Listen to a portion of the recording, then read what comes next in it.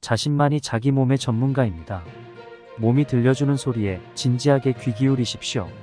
증상이나 질병은 우리 몸이 해독하고 살고자 노력하는 자연스러운 반응입니다. 우리 몸은 완전합니다. 고통스럽다고 증상을 잠재우는 데만 빠지지 말고 왜 이런 현상이 일어났는지 자기 삶을 들여다보십시오. 지리산 자락에서 농부의사 임동규.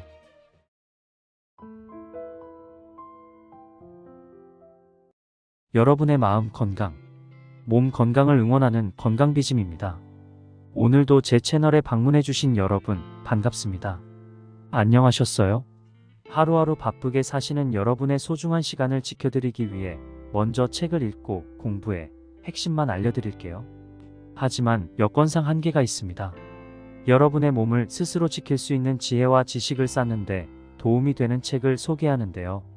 더 깊이 정확하게 알고 싶으시다면 직접 책을 읽어보시기를 추천합니다.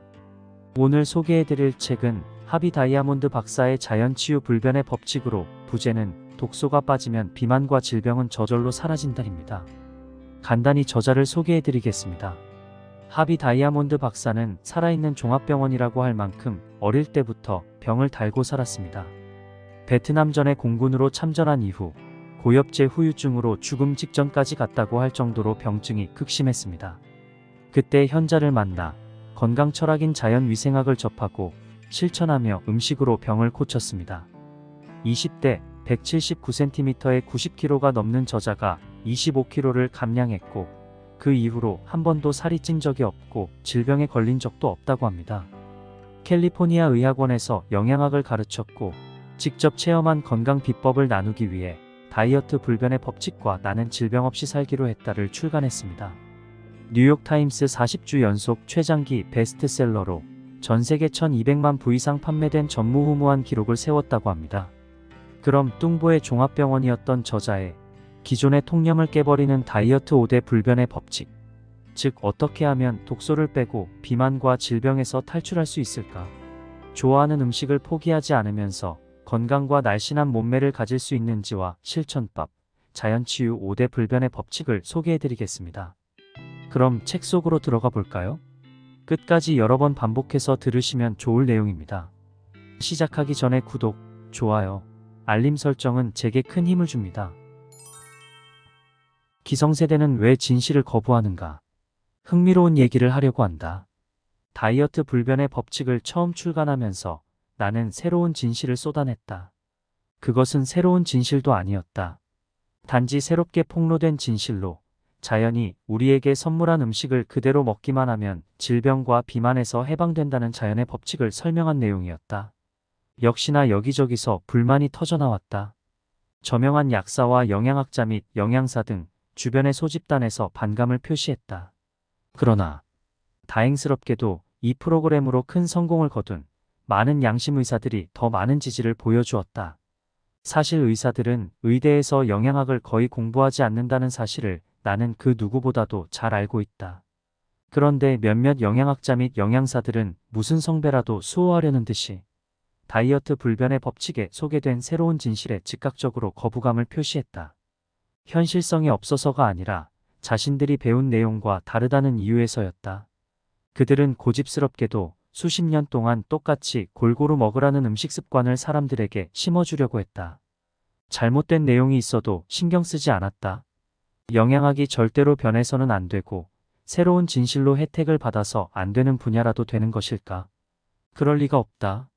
아직도 영양학에서는 새로운 진실이 일부 영양학자나 영양사로부터 공격을 받는 일이 흔하다. 단지 자신의 동료들이 제공한 정보가 아니란 이유로 말이다. 16세기 프랑스 철학자 몽테뉴는 새로운 진실이 겪는 역경을 이렇게 묘사했다. 과학계에서 새로운 것이 발견되면 사람들은 아마 사실이 아닐 것이다 라고 말한다. 그리고 그것에 대한 진실이 의심의 여지 없이 증명되면 사실인지 모르지만 중요하지 않다고 말한다. 마지막으로 시간이 흘러서 그 중요성이 충분히 입증되면 중요하긴 하지만 새롭지 않다라고 말한다. 다이어트 불변의 법칙의 경우에는 이러한 반대론이 다소 주춤해졌는데 많은 사람들이 사실을 증명해 보였기 때문이다. 새로운 진실을 통해 많은 사람들이 이득을 보았다면 누군가 반대 의견을 내도 아무도 진지하게 받아들이지 않는다. 어느 분야에서든 공평하게 설명할 기회가 주어져야 한다. 자유위생학의 아버지 중 한 명인 러셀 트레일 박사도 이렇게 말했다. 기존의 잘못된 정보를 비난하지 않으면서 새로운 진실을 제시하는 것은 역사적으로 가장 어려운 문제였다. 사람들은 자신의 의견에 대한 반론을 자신에 대한 공격으로 받아들이는 경향이 있기 때문이다. 그리고 자신의 뿌리 깊은 편견과 통념과 관습을 마치 확립된 원칙으로 착각하기도 한다. 기존의 확립된 신념과 반대되는 새로운 진실, 받아들이기 쉽지 않은 진실을 처음으로 접하면 본능적으로 거부감이 드는 것이 사실이다. 하지만 모든 새로운 진실은 관심 있게 지켜볼 필요가 있다. 가치가 있을 수 있기 때문이다. 반드시 면밀하고 철저하게 조사해 보아야 한다. 잘 알아보지도 않고 비난하는 것은 최악의 무지와 오만함이다. 두 명의 전문가가 MSG가 해롭다, 해롭지 않다 같이 상반되는 이야기를 한다면 단순히 건강해지고 싶은 우리 평범한 사람들은 누구의 말을 믿어야 할까? 선천적으로 부여받은 본능과 상식을 이용해서 자신이 느끼기에 가장 유익한 내용을 따르면 된다. 건강해졌다는 말을 하기 위해 공인된 전문가의 승인이 필요한 것은 아니다. 몸이 날씬해지고 건강해졌다면 자신있게 말하면 된다. 새로운 진실을 습득하고 실천해서 당신이 날씬해지고 건강해졌다고 치자. 그런 당신을 보고 소위 하얀 가운의 전문가라는 사람이 나타나서 당신에게 새로운 방법을 버리고 옛날 방식으로 돌아가라고 협박할 수 있을까? 절대 그런 법은 없다. 성공적인 결과보다 그 가치를 더 잘 증명할 수 있는 방법은 없다. 이론이란 무엇인가? 그 이론이 진실이라면 훌륭한 결과물의 집대성이어야 한다. 무엇인가를 사용하면서 효과를 봤다면 그 효과에 대한 다른 증거가 왜 필요하다는 말인가? 자신의 몸을 믿고 자신의 본능을 믿어라. 사실 나 자신도 이 글을 쓰면서 감격스러워하고 있다. 이론이 아니라 내 스스로 마루타가 되어 생체 실험으로 증명한 바로 내가 그 증거물이기 때문이다. 다이어트 5대 불변의 법칙. 어떤 것의 가치를 입증할 수 있는 최선의 방법은 그 결과물을 보여주는 것이다. 확실한 결과물 말이다. 당신이 내가 앞으로 펼치는 새로운 이론을 무조건 맹신할 필요가 없다. 무시해도 좋다. 자연위생학의 효과를 당신이 직접 쉽게 증명할 수 있기 때문이다. 복잡하지 않기 때문에 초등학교 고학년 정도면 이해할 수 있다. 자연이 명령한 대로 따라하면 99% 확실한 결과물이 나오기 때문에 쉽게 검증할 수 있다. 당신이 살을 빼기 원하든 질병을 치료하기 원하든 상관이 없다. 얻고자 하는 것이 무엇이든 기본 원칙만 따르면 된다. 시중에는 수많은 다이어트 방법이 넘쳐난다. 그러나 나는 자연의 질서에 따라 반드시 살이 빠지는 원칙이 있다고 강조해왔다. 다음과 같이 5가지 법칙으로 정리해 보겠다. 제1법칙. 독소를 제거하면 비만과 질병은 사라진다. 자연위생학의 핵심은 우리 몸속을 깨끗하고 청결한 상태를 유지하는 살아있는 음식을 먹어야 한다는 것이다. 몸속이 깨끗하면 겉모습에서도 그대로 드러난다. 당신이 심리적으로 불안하면 그 불안함도 얼굴에 그대로 드러난다. 부끄러움에 얼굴이 빨개지고 놀라면 얼굴이 창백해진다. 그런 심리적인 것도 몸에 드러나는데 몸의 건강 상태가 밖으로 드러나는 것은 당연하지 않겠는가? 당신이 뷔페에 가서 3인분의 음식을 먹고 나오는데 초원의 사슴처럼 상쾌한 발걸음을 할 수 있겠는가? 당신이 복통으로 시달리는데 밝은 얼굴로 남편에게 상냥한 말을 건넬 수 있겠는가? 다이어트 불변의 법칙은 에너지 강화와 체중 감량에 주력하고 있지만 사실 기본적인 목표는 몸속을 깨끗이 하는 것이다.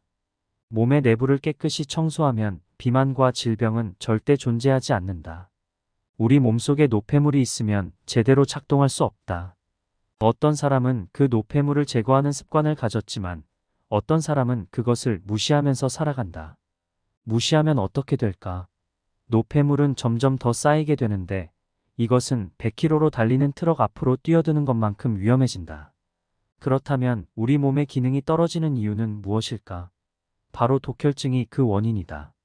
독혈증은 음식을 섭취하고 그 중에서 우리 몸에 유용한 것을 취한 다음 신체에서 나머지를 제거하는 모든 과정에서 발생한다. 우리가 음식을 먹으면 그 영양분을 흡수한 후 체내 노폐물을 내보내는 신진대사가 일어나는데 몸에서 노폐물을 제거하는 속도보다 노폐물이 쌓이는 속도가 더 빠르면 몸에 독혈증이 생긴다. 이 독성이 강해질수록 살은 더 찌고 몸은 더 아프게 된다. 우리 몸에는 100조 개의 세포가 있다. 이 세포 중에서 매일 300억에서 800억 개의 세포가 사망한다. 이 세포의 시체들은 몸에 쌓인다. 따라서 우리는 이 세포들을 제거해야 한다. 왜 그럴까? 죽은 세포는 우리 몸에서 더 이상 필요하지도 않을 뿐더러 독성이 강하기 때문이다. 독혈증이라는 단어도 독성에서 유래한 말이다.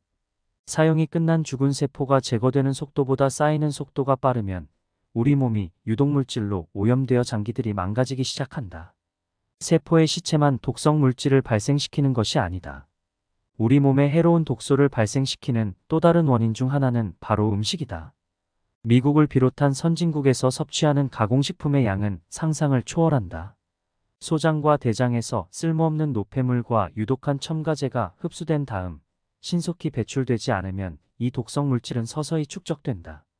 세포의 시체, 소화된 후에 음식 찌꺼기, 그리고 가공식품의 첨가제들이 만들어내는 독성의 잔여물이 독혈증을 유발하는 원인이다. 우리 몸이 깨끗한 상태를 유지하려면 이 독성 노폐물이 없어야 한다. 비만과 질병 없이 장수하려면 자신의 몸속에 독성 물질이 얼마나 되는지 파악하고 이를 최소화해야 한다. 질병이란 독소를 제거하기 위해 우리 몸이 발버둥치는 현상이다. 복통은 우리 몸이 배 속에서 과잉 독소를 배출하기 위해 발버둥치는 현상이고, 두통이란 우리 몸이 머리에서 과잉 독소를 배출하기 위해 발버둥치는 현상이라는 말이다.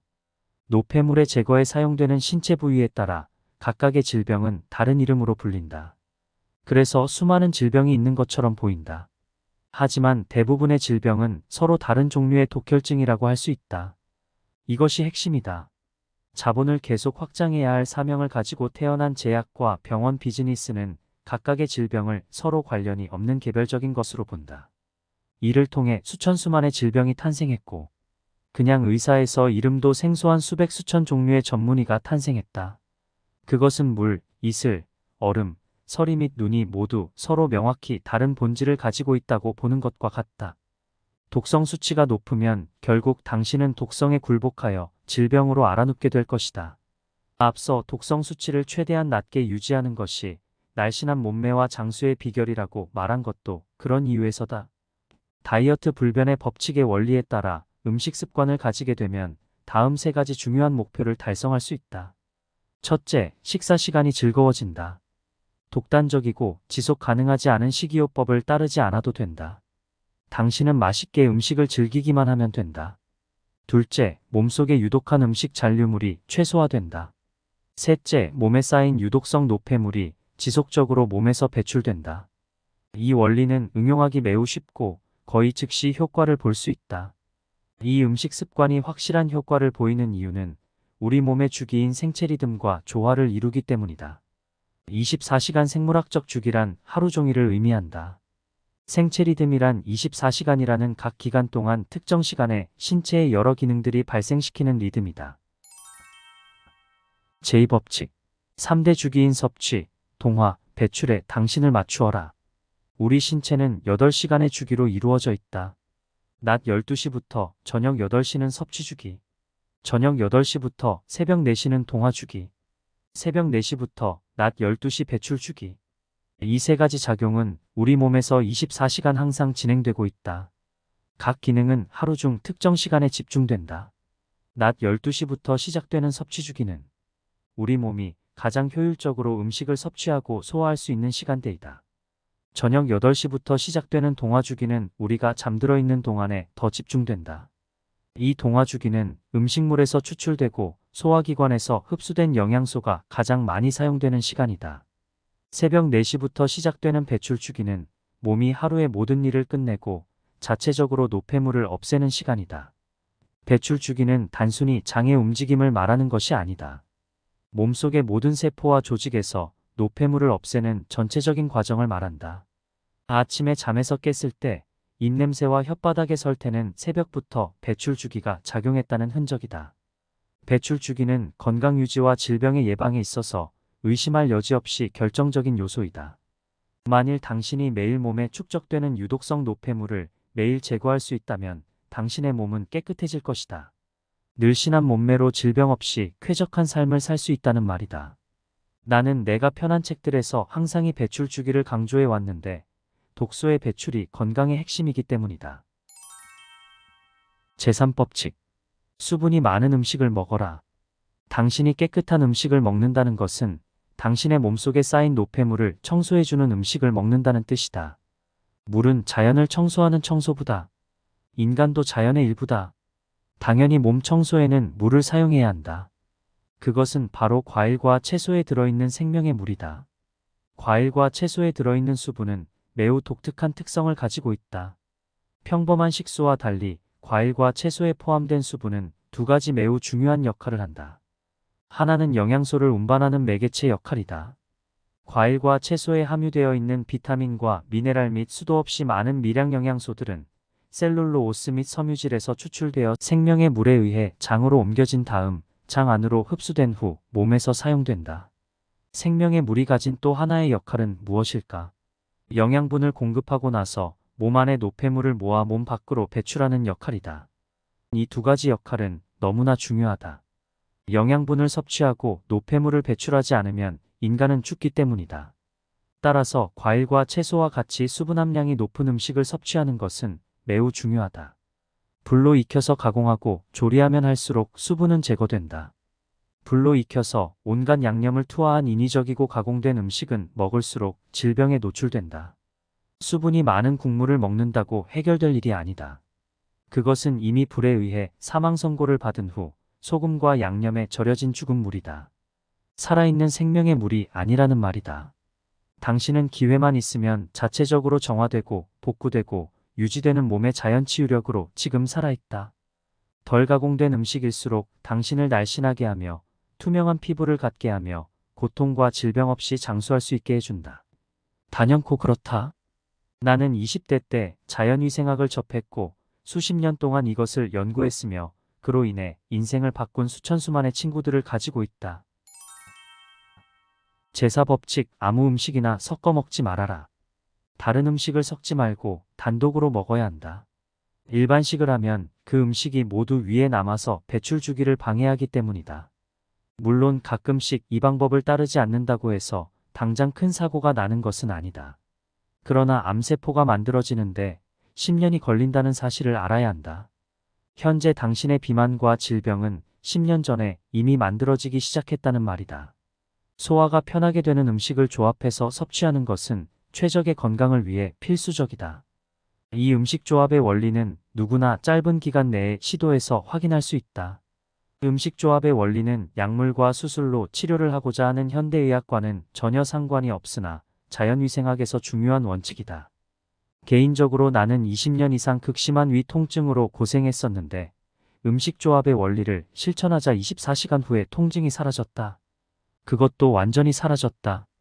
당신도 전문가들이 아무 생각 없이 주장하는 골고루 음식을 섭취하는 대신 소화기관이 원하는 대로 음식을 조합함으로써 탁월한 효과를 볼 수 있다. 이것은 무슨 신통한 기술이나 방법이 아니라 원리이다. 인간과 유전자가 99.6%가 유사한 침팬지는 빵과 파스타와 고기와 햄버거를 섞어 먹지 않는다. 오전에는 바나나로 나무에서 식사를 하고 오후에는 오렌지 나무에서 식사를 할 뿐이다. 당신은 식곤증을 경험했을 것이다. 식사 후에 피곤함을 느끼게 되는 이유는 골고루 음식을 완전히 소화하려면 엄청난 양의 에너지가 소모되기 때문이다. 사실 소화에는 당신이 추측하는 것보다 더 많은 에너지가 소모된다. 우리가 음식을 먹으면 소장으로 들어가기 전에 소화를 위해 약 3시간 정도 위에서 머무르게 되어 있다. 그러나 음식 조합의 원리를 실천하면 우리가 먹는 음식이 필요 이상으로 위에 오래 머물지 않게 해준다. 그러나 음식이 분해되지 않으면 그대로 눌러앉게 되는데 불행하게도 썩어버린다. 식사를 마친 후 6시간, 7시간, 8시간 후까지 속이 더부룩했던 느낌을 가진 적이 있는가? 그 이유는 서로 대치되는 조합의 음식물, 주로 단백질과 탄수화물의 조합으로 인해 음식이 제대로 소화되지 않았기 때문이다.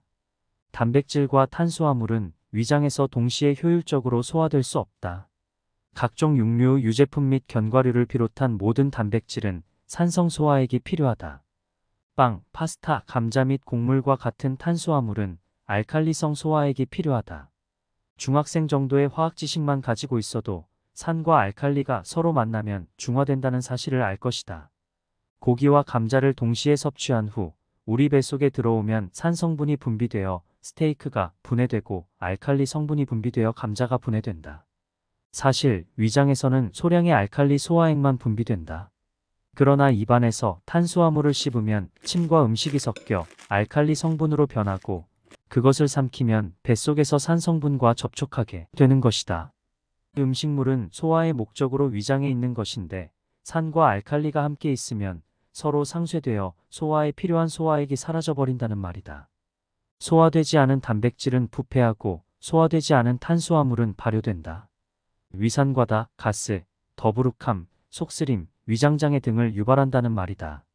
식사 후에 당신이 그토록 소화제를 찾곤 했던 이유다. 그런데 이것저것 골고루 섞어서 먹고 있는데도 아직 특별히 소화불량 증세가 없는 사람들은 어떤 이유에서일까? 사실 호모사피엔스의 신체적 능력은 상당히 뛰어나다. 불편함을 견뎌내고 어렵지 않게 제 기능을 하는 것을 보면 경이롭기까지 하다. 그러나 이들이 두통, 무기력증, 피부 발진, 허리 통증, 감기, 불면증과 같은 불편함을 느낀 적이 없었을까? 이러한 증상들도 모두 소화불량이 원인이 되어 발생한다는 사실을 아는 사람들은 그리 많지 않다. 물론 환경과 스트레스의 영향도 무시할 수 없지만 현대인의 대부분의 통증과 질병은 이 골고루 음식 때문이라고 나는 주장한다. 제약산업, 특별히 소화제 산업의 번창이 이것을 증명하고 있다. 그러나 나는 이런 모든 고통을 아주 쉽고 간단하게 해결할 수 있다고 역시 주장한다. 단순한 음식으로 몸을 날씬하게 하고 질병을 치료한 수많은 나의 친구들이 이를 증명한다. 시간도 얼마 걸리지 않는다. 당신이 이 단순한 진리를 실천하기만 하면 당뇨를 친구로 생각하라든가 평생 약을 먹기만 하면 아무런 문제가 없다는 말이 얼마나 허위인지 금세 깨닫게 될 것이다. 일단 음식을 올바르게 조합해 보시라. 스테이크나 닭고기나 생선을 먹고 싶다면 그 식사에서는 녹말 음식인 감자, 밥, 빵, 파스타를 피하면 된다. 고기와 함께 여러 종류의 채소인 찐채소, 석쇠에 구운 채소, 오븐에 구운 채소를 드시라. 이런 채소와 과일 드레싱을 뿌린 녹색잎 샐러드를 곁들여 먹으면 더욱 좋다. 굶을 필요도 없고 좋아하는 음식을 포기할 필요도 없다. 한 번에 같이 먹지만 않으면 된다. 이렇게 하면 고기만 먹거나 고기와 탄수화물을 함께 먹는 것에 비해 건강과 장수를 방해하는 위험이 대폭 줄어든다. 위 속에서 부패한 음식에는 영양분이 없다는 점을 분명히 밝혀둔다. 독혈증 수치만 높아질 뿐이다. 나는 당신에게 내 말을 절대적으로 믿으라고 강요하지는 않겠다. 그 대신 직접 실천해 보시고 당신이 직접 증명해 보라고 말하고 싶다. 너무나 쉬운 실천법을 소개하겠다. 먼저 한 주 동안 원래 먹던 대로 먹는다. 즉, 많은 전문가들이 권장하는 대로 매 끼니마다 각종 음식을 섞어 먹어 보시라. 한 주가 지난 후 다음 한 주 동안은 단백질과 탄수화물을 같이 먹지 말라는 음식 조합의 원리를 실천해 보시라. 내 의견에 반대하는 전문가들도 스테이크와 감자를 함께 먹지 않는다고 해서 위험하다고 주장하지는 않을 것이다. 둘째 주가 지나면 당신은 어떤 것이 더 효과가 있었는지 내게 말할 수 있게 된다. 음식 조합의 원리에 대해 더 확실히 알고 싶으신가? 그렇다면 이번에는 거꾸로 한 주 동안 채소와 고기만을 먹고 그 다음 주에는 단백질과 탄수화물을 다시 섞어서 골고루 섭취해보라. 그러면 아주 명확해질 것이다. 이것은 당신의 신념과는 상관이 없는 일이다. 아주 명확한 생리학의 원리이자 호모사피엔스 음식의 원리다. 우리가 우리 몸의 자연스러운 원리를 존중하기 시작하면 날씬한 몸과 팔팔한 건강을 찾을 수 있다. 그렇다면 이 원리는 모든 사람에게 공통적으로 해당되는 원리일까? 그렇다. 너무 당연하다. 인간은 영장류만의 독특한 소화기관을 가지고 있다. 사람마다 다르기 때문에 체질에 맞게 서로 다른 음식을 먹어야 한다는 말은 진실이 아니다. 체질을 분류하고 나누어서 이익을 취하려는 세력의 말을 믿지 마시라. 당신이 그 말을 믿는 순간 서로 다른 체질에 맞게 분류되어 상품화된 치료법이 대기하고 있다는 사실도 기억하시라. 제호법칙. 살아있는 음식을 먹어라. 음식도 죽은 것이 있고 산 것이 있다. 지금 그것을 심어서 나중에 살아난다면 그것은 산 음식이다. 나는 지금 과일을 말하고 있다. 과일은 위장에서 소화할 필요가 없는 지구상의 유일한 음식이다. 과일에는 자체적으로 효소가 함유되어 있어서 완전히 익으면 사실상 이미 소화된 상태이기 때문에 위장 안에서 2~30분만 머무르다가 소장으로 전달된다. 그리고 소장에서 영양분을 흡수하여 우리 몸에서 활용하는 것이다. 과일에는 인간의 생명 유지에 필요한 최적의 영양소가 들어있다는 사실을 기억하시라. 즉 에너지를 위한 탄수화물에 포도당이 들어있다. 또한 단백질 생산을 위한 비타민, 무기질, 지방산 및 아미노산 등이 들어있다. 바로 이 때문에 내가 최적의 영양소라는 말을 사용한 것이다. 첫째, 과일은 매우 섬세한 성질을 갖고 있기 때문에 신선하게 익은 상태에서만 섭취해야 한다. 통조림이나 조리된 과일이나 좋은 살균 주스는 위장에서 발효된 뒤 산성으로 변하여 체내 독성을 발생시킨다. 반면에 신선한 과일과 과일즙은 몸속의 유독한 찌꺼기를 정화하는 데 결정적인 도움이 된다. 둘째, 우리 몸에서 원하는 대로 위장에서 과일을 빨리 통과시키려면 아무것도 먹지 않는 상태에서 빈속에 과일만 섭취해야 한다. 다른 음식과 함께 섞어서 먹지 말아야 한다는 이야기다. 다른 음식을 먹은 직후에 섭취해서도 안 된다. 사실 과일을 다른 음식과 함께 먹거나 디저트로 먹는 관습적인 습관이 문제였다. 과일이 소화가 더딘 다른 음식과 함께 위장에 남아있으면 빠르게 발효되어 위장 속의 다른 음식의 소화를 방해한다. 이러한 상황에서 과일이 부정적인 영향을 일으키는 것은 당연하다. 아침 식사를 강조하는 음식 습관은 지구상에 존재하는 가장 건강에 치명적인 음식 습관 중 하나라는 사실을 말하고 싶다. 당신은 건강을 위해서 아침 식사를 반드시 해야 한다고 어렸을 때부터 귀에 못이 박히도록 들어왔을 것이다. 그러나 아침 식사가 하루 중에서 가장 중요한 식사라는 주장은 완전히 상업적인 선동이다. 아침에는 하루 어느 때보다도 많은 에너지가 필요하다. 아침부터 풍성한 식사를 하면 우리 몸에서 많은 음식을 처리하느라 엄청난 에너지를 써버린다. 여기에서 더 비극적인 사실은 아침밥을 소화시키는데 사용되는 에너지가 바로 배출 주기에 필요한 에너지라는 사실이다. 독소를 제거해야 될 에너지가 위장에서 쓰이는 바람에 가장 중요한 일인 배출 주기가 심각한 타격을 입게 된다. 게다가 이런 현상이 매일 반복되면 이 중요한 주기가 제 역할을 할 시간이 완전히 없어진다. 이제 살이 찌고 질병에 걸리는 일만 남은 것이다. 이렇게 규칙적으로 배출 주기가 방해를 받으면 비만과 질병은 가속화된다. 과일은 사실상 소화 에너지가 거의 필요 없는 유일한 음식이다. 아침에 먹으면 완벽한 음식이다. 아니, 아침에 먹어야 하는 유일한 음식이다. 배출 주기를 통해서 몸속을 제대로 청소하고 싶다면 다른 무엇보다도 아침에 일어났을 때부터 낮 12시까지 신선한 과일과 신선한 과일즙을 섭취하는 습관을 길러야 한다. 여기까지 고개를 갸웃하게 하는 부분도 있고 크게 끄덕이게 하는 부분도 있었습니다. 제일 고민에 빠뜨린 내용은 지금까지 불변의 진리처럼 여겨온 골고루 먹어야 한다는 것인데 저자의 말처럼 상식을 깨야 되는 이론을 선택하기에는 고민이 따르네요. 과학이든 의학이든 기존의 상식이라고 여겼던 것들이 얼마든지 뒤집힐 수 있는 것이니 열린 마음으로 바라볼 필요는 있다고 생각됩니다. 알찬 내용이 많은데 지루하실 것 같아서 1편 영상 마무리하고 2편에서는 진짜 중요한 자연치유 5대 불변의 법칙과 2주 실천 프로그램 비타민 D를 왜 먹으면 안 되는지에 대해서 소개해드리겠습니다. 2편에서 다시 만나요. 긴 영상 끝까지 봐주셔서 정말 감사합니다. 행복한 시간 되세요.